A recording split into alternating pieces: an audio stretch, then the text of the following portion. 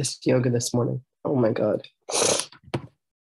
Yoga is what heals me. Yoga is what cures me. Yoga is what strengthens me. Yoga is so powerful for me in my life. I don't know whether it's that I have the body for it, whether I have the blood type for it, but I practiced yoga. Yoga is something that it's just really amazing for me. So I practiced yoga today. I have an agreement with myself to do 5 sun salutations. I'm a twice certified yoga teacher. So yoga is part of my constitution, spiritually, physically, mentally, emotionally. Anyway, it was really beautiful. And as soon as I get on the mat, my cat Astro walks over and comes between my legs and just plops himself down. Cutest thing ever. So I do yoga over a yoga mat. It's pretty fun. Let me say good morning. Hi, Marianne. Hi, Angelo. Hi, Gabriella. Hi, Jill. Hi, Jorg. Hi, Lorianne. Hi, Renee. Good morning, everybody. Thank you all for being here. Anyway, just sat down and started sneezing. Today is Yom Kippur. It started at sundown last night. And Yom Kippur is a time for us to reflect, to ask for forgiveness, to have appreciation, to forgive others. So what I posted last night is this prayer. I said, to those I have wronged, I ask forgiveness. To those I may have helped, I wish I had done more. To those I neglected, I ask for your understanding. And to those who helped me, I thank you with all my heart. And my prayer is that we are all written into the book of life for a year. There's a review that's being done of all of our actions in the past year. And then there's a decision about what our karma is going to be for the next 365 days. And then we get written into the book of life. So that process is happening for us spiritually right now. Anyway, very exciting times. Yeah, it's a really gorgeous prayer. So good morning, everybody. Let's head into, let's see what the lesson is. So today we're up to lesson 259. Let me remember there is no sin. Sin is the only thought that makes the goal of God seem unattainable. What else could blind us to the obvious and make the strange and distorted seem more clear? What else but sin engenders our attacks? What else but sin could be the source of guilt, demanding punishment and suffering? What else but sin could be the source of fear, obscuring God's creation, giving love the attributes of fear and attack? And here's the prayer. Father, I would be insane. Father, I would not be insane today. I would not be afraid of love, nor seek for refuge in its opposite. For love can have no opposite. You are the source of everything there is, and everything that remains with you, and you with it. Gorgeous. I remember, I think it was 2016, 2018, sometime in there. Yeshua came to me and he said, you were not born of original sin, you were born of original innocence. And I had this moment of going, oh my God, I'm not born a sinner. I'm actually born innocent. We all are. It was a really gorgeous and defining moment for me. Anyway, oops, I just got a little notice saying battery is low. So let me just plug in.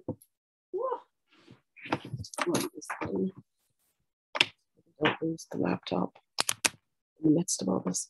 I fly to New York tomorrow for a weekend with friends locally. There's an incredible man named Reverend Dan Chesborough, who is a very precious being in my life. And he's coming to ordinations into the Order of Melchizedek. It's going to be at my old Soma Life Sanctuary, which is my mother's home, on Sunday. So I'm going to fly in tomorrow.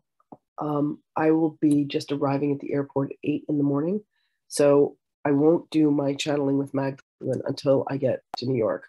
So please don't come here at 8:30 tomorrow morning for those of you that come and join, because I won't be here. It'll be a later transmission. Anyway, we'll be fine on Saturday and Sunday, but tomorrow will definitely be delayed. Anyway, let's you reframe the word sin to mean wrong direction, misperception. Oh, I like that. Yeah, sin, the original French definition of the word sin is to miss the mark. Anyway, there is no sin. Okay, I'm going to bring Magdalene through.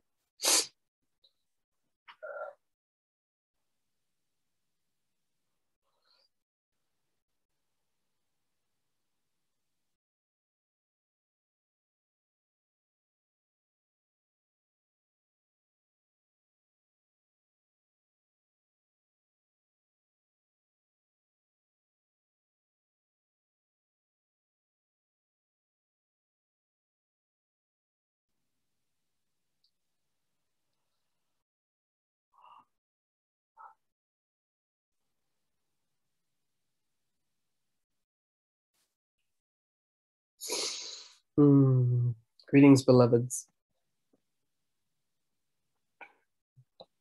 Beloveds, please understand that sin is a concept that the ego has created and has indulged itself in so that it has purpose. It is a bit like job security. For if you have sinned and there will be retribution, there will be consequences, there will be karma, then the job of the ego would be to protect you.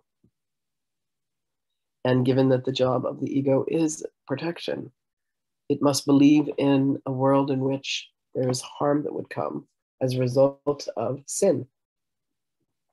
So as you can see, it's a bit of a self-fulfilling prophecy, and it feeds upon itself. When you come to know, one moment.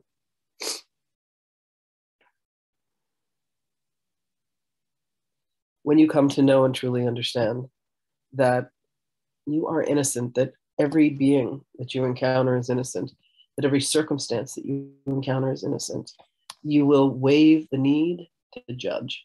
You will waive the need to judge yourself and to judge others, to see others as guilty, to see others as needing to be shamed. None of that is what is real. It is more of the perpetuation of the ego's attempt to maintain its existence. When you allow yourself, beloved ones, to truly understand that only love is real, you would not indulge yourself in the thoughts and the beliefs of sins. You would not allow yourself to think that one is a sinner and that one must be punished, whether it is yourself or another.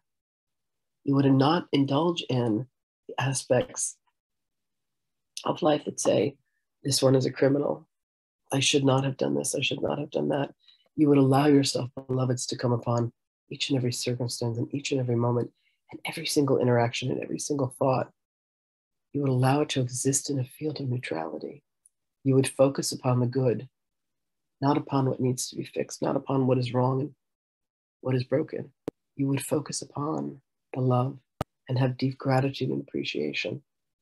If this is the manner in which you choose to engage your life, if you're willing to give 5 minutes every hour to remember love, to return to love, to come to your heart and ask to have the experience of love beyond what the ego mind could possibly conceive, you will come to see that there is no sin, for how could there be?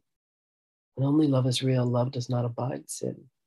Love does not abide fault and blame and shame and consequences to one's actions. For where only love exists, the consequence is more love.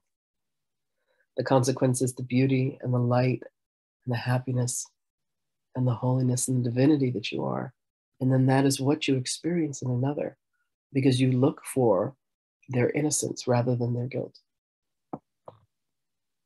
You look for that which causes them to flourish rather than to attempt to make them shrink, be small, so that it fulfills your comfort zone. You allow yourself, beloved ones, to go with the flow of life and the flow of creation, rather than being like that salmon that is swimming upstream and struggling Where you are struggling, beloveds, you have indulged yourself in believing that sin is real. And that is against the natural flow of love and of light. For light goes where darkness exists to shine itself. It does not need to be told where to go. The same is truth with love. For if darkness can be equated to sin and love can be equated to light, understand that love and light will always allow the darkness to be escorted back to the nothingness from whence it came. So allow yourselves, beloveds, today to have a heart that is filled with the joy of knowing that you are innocent. Whatever it is that you have made yourself feel guilty of, whatever sin that you believe that you have committed, you need only do one thing, and that is your purpose today, beloveds, and that is to forgive. Forgive yourself in your hearts. Forgive yourself in your minds. Forgive yourself for everyone that you have ever judged and said, this is wrong and this should not be. Instead, beloveds, allow yourself to look through the eyes of innocence and allow yourself to see something that you have never seen before. And that is the perfection of the child of God that exists within you, that exists within everyone that you know. And forgive, forgive, and forgive more. And in that you will see that there is no sin. There is not even a sin that must be forgiven, beloveds. What there is the sin of misperception. And that truly is not a sin. It is merely a way in which you have chosen to indulge the ego in its perpetuation. So go free, you sinless beings. Indulge yourselves in love. Indulge yourselves in light. And forgive that which never happened in the first place. Blessings to you always, beloved ones. And I shall speak with you again.